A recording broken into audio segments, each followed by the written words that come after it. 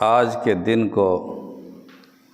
ہندوستان کی جمہوری تاریخ کا کالا دن قرار دیا گیا۔ مسلمان اب بھولتے جا رہے ہیں اس زخم کو، اور آج کی تاریخ میں جو حادثہ پیش آیا تھا وہ ہمارے ذہنوں سے آہستہ آہستہ فراموش ہوتا جا رہا۔ بابری مسجد کی شہادت کا سانحہ آج ہی کی تاریخ میں پیش آیا تھا، اور ہم یہ سمجھتے تھے، دنیا یہ سمجھتی تھی کہ بابری مسجد کا سانحہ ایک اکیلا سانحہ ہے، ایک اکیلا حادثہ ہے، پھر کوئی حادثہ ایسا پیش نہیں آئے گا،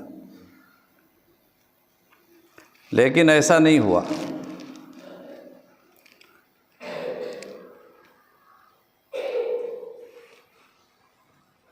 بلکہ بابری مسجد کتنی مسجدیں پیدا ہوتی چلی جا رہی۔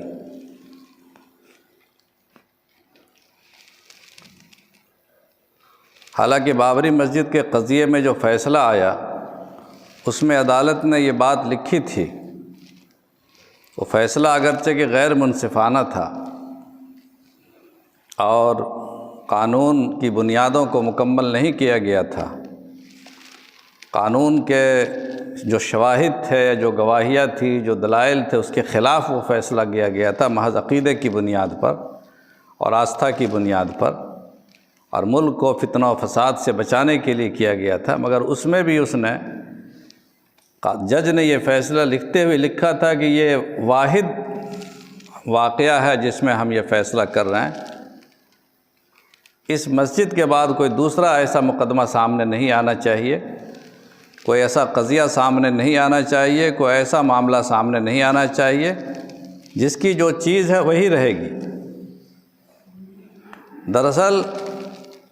یہ سارے فتنے جو آج کھڑے ہو رہے ہیں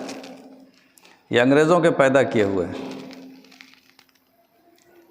ورنہ یہاں کے جو رہنے والے لوگ ہیں، برادران وطن غیر مسلم، وہ اتنے پڑھے لکھے نہیں ہیں، نہ تاریخ سے اتنے واقف ہیں، اور جو پڑھے لکھے لوگ ہیں وہ جانتے ہیں حقائق کو، سچائیوں کو، وہ اس کے پیچھے نہیں پڑ سکتے تھے۔ ملک کا امن و امان ہر انسان کو پسند ہے، ہر آدمی چاہتا ہے کہ سکون کے ساتھ زندگی گزارے، امن کے ساتھ رہے، جھگڑا اور فساد سے انسان پیچھے چلا جاتا ہے۔